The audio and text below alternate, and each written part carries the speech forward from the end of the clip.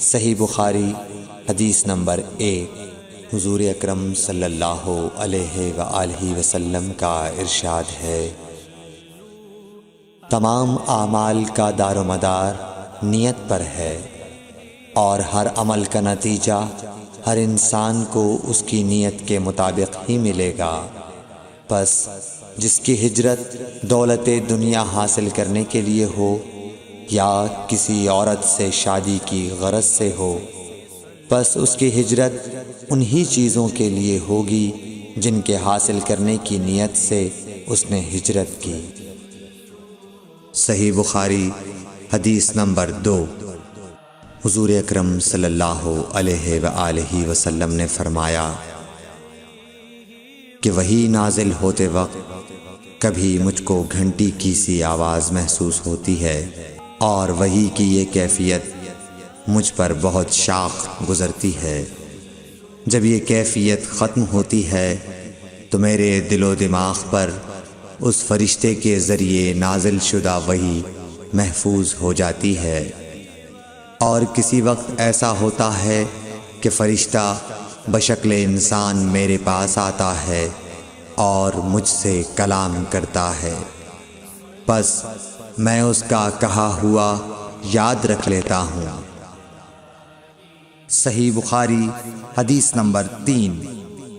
حضرت صلی اللہ علیہ وآلہ وسلم پر وحی کا ابتدائی دور اچھے سچے پاکیزہ خوابوں سے شروع ہوا۔ آپ خواب میں جو کچھ دیکھتے وہ صبح کی روشنی کی طرح صحیح اور سچا ثابت ہوتا۔ پھر من جانب قدرت آپ تنہائی پسند ہو گئے، اور آپ نے غار حرا میں خلوت نشینی اختیار فرمائی، اور کئی دن اور رات وہاں مسلسل عبادت اور یاد الہی و ذکر میں مشغول رہنے لگے۔ جب تک گھر آنے کو دل نہ چاہتا توشہ ہمراہ لیے ہوئے وہاں رہتے۔ توشہ ختم ہونے پر ہی اہلیہ محترمہ حضرت خدیجہ رضی اللہ تعالی عنہا کے پاس تشریف لاتے، اور کچھ توشہ ہمراہ لے کر پھر وہاں جا کر خلوت گزین ہو جاتے۔ یہی طریقہ جاری رہا یہاں تک کہ آپ پر حق منکشف ہو گیا، اور آپ غار حرا ہی میں قیام پذیر تھے کہ اچانک حضرت جبرائیل علیہ السلام آپ کے پاس حاضر ہوئے اور کہنے لگے کہ اے محمد پڑھو۔ آپ فرماتے ہیں کہ میں نے کہا کہ میں پڑھنا نہیں جانتا۔ آپ صلی اللہ علیہ وسلم فرماتے ہیں کہ فرشتے نے مجھے پکڑ کر اتنے زور سے بھینچا کہ میری طاقت جواب دے گئی۔ پھر مجھے چھوڑ کر کہا پڑھو۔ میں نے پھر وہی جواب دیا کہ میں پڑھا ہوا نہیں ہوں۔ اس فرشتے نے مجھ کو نہایت ہی زور سے بھینچا کہ مجھ کو سخت تکلیف محسوس ہوئی۔ پھر اس نے کہا کہ پڑھ۔ میں نے کہا میں پڑھا ہوا نہیں ہوں۔ فرشتے نے تیسری بار مجھ کو پکڑا اور تیسری مرتبہ پھر مجھ کو بھینچا، پھر مجھے چھوڑ دیا اور کہنے لگا کہ پڑھو اپنے رب کے نام کی مدد سے جس نے پیدا کیا اور انسان کو خون کی پھٹکی سے بنایا۔ پڑھو اور آپ کا رب بہت ہی مہربانیاں کرنے والا ہے۔ پس یہی آیتیں آپ حضرت جبرائیل علیہ السلام سے سن کر اس حال میں غار حرا سے واپس ہوئے کہ آپ کا دل اس انوکھے واقعے سے کانپ رہا تھا۔ آپ حضرت خدیجہ کے ہاں تشریف لائے اور فرمایا کہ مجھے کمبل اوڑھا دو، مجھے کمبل اوڑھا دو۔ لوگوں نے آپ کو کمبل اوڑھا دیا۔ جب آپ کا ڈر جاتا رہا تو آپ نے اپنی زوجہ محترمہ حضرت خدیجہ رضی اللہ تعالی عنہا کو تفصیل کے ساتھ یہ واقعہ سنایا، اور فرمانے لگے کہ مجھ کو اب اپنی جان کا خوف ہو گیا ہے۔ آپ کی اہلیہ محترمہ حضرت خدیجہ رضی اللہ تعالی عنہا نے آپ کی ڈھارس بندھائی اور کہا کہ آپ کا خیال صحیح نہیں ہے۔ اللہ کی قسم آپ کو اللہ کبھی رسوا نہیں کرے گا۔ آپ تو اخلاق فاضلہ کے مالک ہیں، آپ تو کنبہ پرور ہیں، بے کسوں کا بوجھ اپنے سر پر رکھتے ہیں، مفلسوں کے لیے آپ کماتے ہیں، مہمان نوازی میں آپ بے مثال ہیں، اور مشکل وقت میں آپ امر حق کا ساتھ دیتے ہیں۔ ایسے اوصاف حسنہ والا انسان یوں بے وقت ذلت و خواری کی موت نہیں پا سکتا۔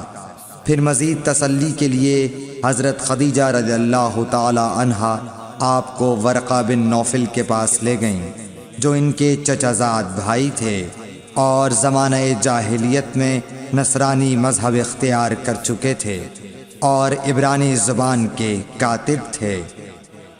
چنانچہ انجیل کو بھی حسب منشائے خداوندی عبرانی زبان میں لکھا کرتے تھے۔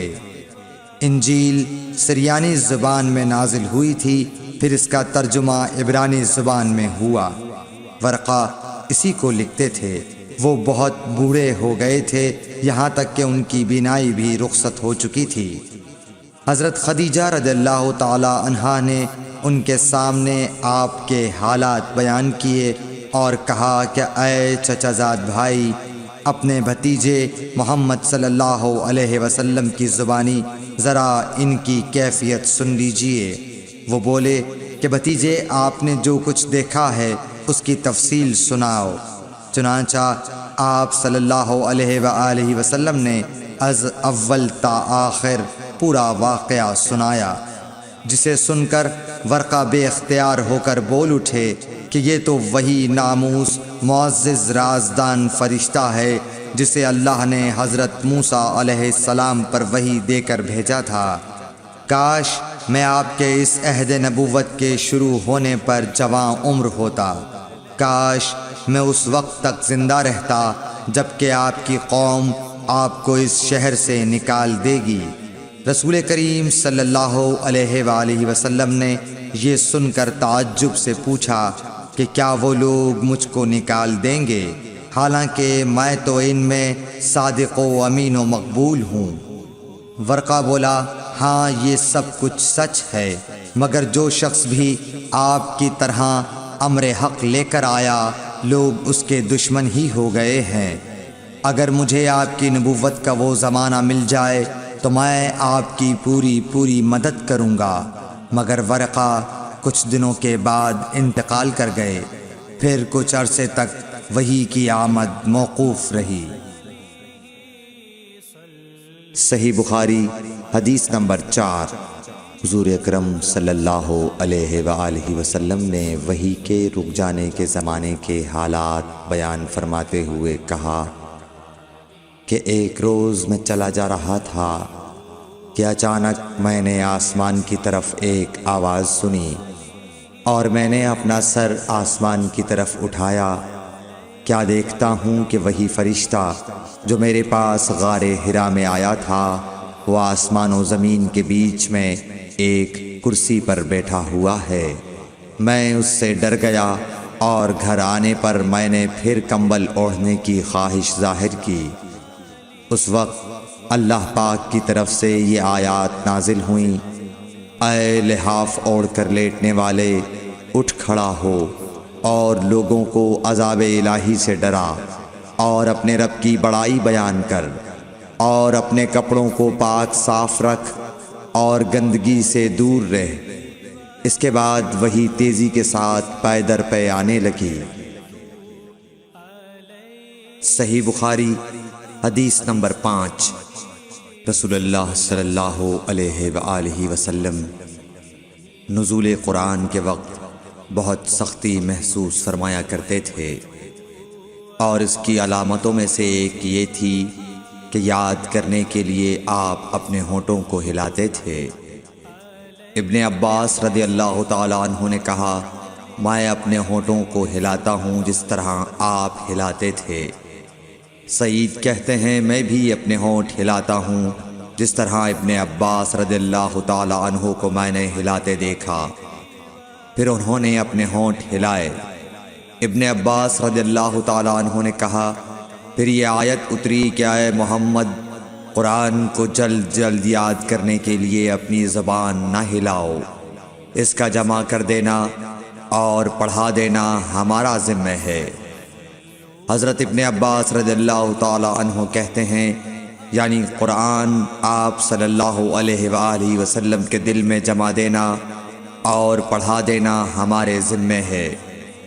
پھر جب ہم پڑھ چکے تو اس پڑھے ہوئے کی اتباع کرو۔ ابن عباس رضی اللہ تعالی عنہ فرماتے ہیں، اس کا مطلب یہ ہے آپ اس کو خاموشی کے ساتھ سنتے رہو، اس کے بعد مطلب سمجھا دینا ہمارے ذمہ ہے۔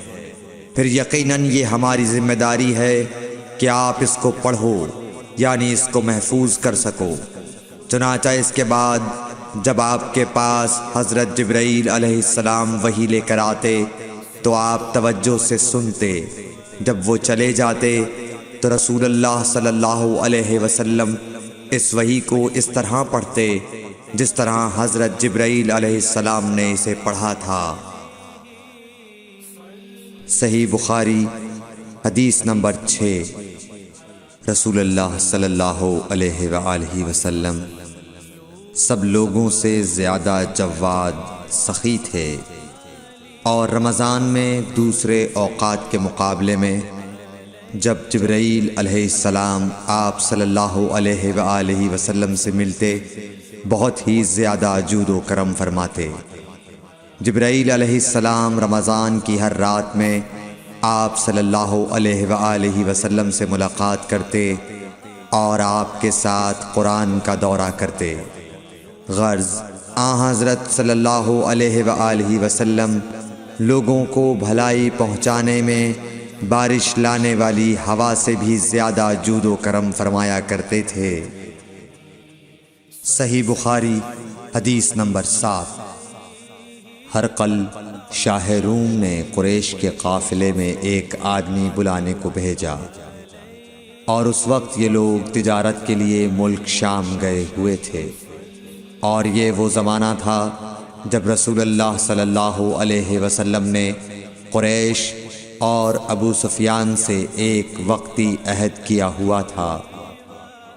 جب ابو سفیان اور دوسرے لوگ ہرقل کے پاس ایلیا پہنچے جہاں ہرقل نے دربار طلب کیا تھا، اس کے گرد روم کے بڑے بڑے لوگ، علماء، وزراء و امراء بیٹھے ہوئے تھے۔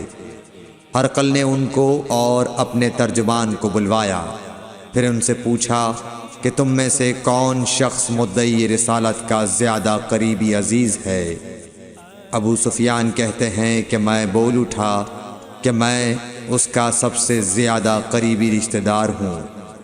یہ سن کر ہرقل نے حکم دیا کہ اس ابو سفیان کو میرے قریب لا کر بٹھاؤ اور اس کے ساتھیوں کو اس کی پیٹھ کے پیچھے بٹھا دو۔ پھر اپنے ترجمان سے کہا کہ ان لوگوں سے کہہ دو کہ میں ابو سفیان سے اس شخص یعنی محمد صلی اللہ علیہ وسلم کے حالات پوچھتا ہوں، اگر یہ مجھ سے کسی بات میں جھوٹ بول دے تو تم اس کا جھوٹ ظاہر کر دینا۔ ابو سفیان کا قول ہے کہ خدا کی قسم اگر مجھے یہ غیرت نہ آتی کہ یہ لوگ مجھ کو جھٹلائیں گے تو میں آپ صلی اللہ علیہ وسلم کی نسبت ضرور غلط گوئی سے کام لیتا۔ خیر، پہلی بات جو ہرقل نے مجھ سے پوچھی وہ یہ کہ اس شخص کا خاندان تم لوگوں میں کیسا ہے؟ میں نے کہا وہ تو بڑے اونچے عالی نسب والے ہیں۔ کہنے لگا اس سے پہلے بھی کسی نے تم لوگوں میں ایسی بات کہی تھی؟ میں نے کہا نہیں۔ کہنے لگا اچھا اس کے بڑوں میں کوئی بادشاہ ہوا ہے؟ میں نے کہا نہیں۔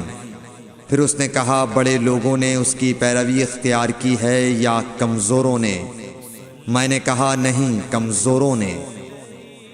پھر کہنے لگا اس کے تابعدار روز بڑھتے جاتے ہیں یا کوئی ساتھی پھر بھی جاتا ہے؟ میں نے کہا نہیں۔ کہنے لگا کیا اپنے اس دعوی نبوت سے پہلے کبھی کسی بھی موقع پر اس نے جھوٹ بولا ہے؟ میں نے کہا نہیں، اور اب ہماری اس سے صلح کی ایک مقررہ مدت ٹھہری ہوئی ہے، معلوم نہیں وہ اس میں کیا کرنے والا ہے۔ ابو سفیان کہتے ہیں میں اس بات کے سوا اور کوئی جھوٹ اس گفتگو میں شامل نہ کر سکا۔ ہرقل نے کہا کیا تمہاری اس سے کبھی لڑائی بھی ہوئی ہے؟ ہم نے کہا کہ ہاں۔ بولا پھر تمہاری اور اس کی جنگ کا کیا حال ہوتا ہے؟ میں نے کہا لڑائی ڈول کی طرح ہے، کبھی وہ ہم سے میدان جنگ جیت لیتے ہیں اور کبھی ہم ان سے جیت لیتے ہیں۔ ہرقل نے پوچھا وہ تمہیں کس بات کا حکم دیتا ہے؟ میں نے کہا وہ کہتا ہے کہ صرف ایک اللہ ہی کی عبادت کرو، اس کا کسی کو شریک نہ بناؤ، اور اپنے باپ دادا کی شرک کی باتیں چھوڑ دو، اور ہمیں نماز پڑھنے، سچ بولنے، پرہیزگاری اور صلہ رحمی کا حکم دیتا ہے۔ یہ سب سن کر پھر ہرقل نے اپنے ترجمان سے کہا کہ ابو سفیان سے کہہ دے کہ میں نے تم سے اس کا نسب پوچھا تو تم نے کہا کہ وہ ہم سے عالی نسب ہے، اور پیغمبر اپنی قوم میں عالی نسب ہی بھیجے جایا کرتے ہیں۔ میں نے تم سے پوچھا کہ دعویٰ نبوت کی یہ بات تمہارے اندر اس سے پہلے کسی اور نے بھی کہی تھی؟ تو تم نے جواب دیا کہ نہیں۔ تب میں نے اپنے دل میں کہا کہ اگر یہ بات اس سے پہلے کسی اور نے کہی ہوتی تو میں سمجھتا کہ اس شخص نے بھی اسی بات کی تقلید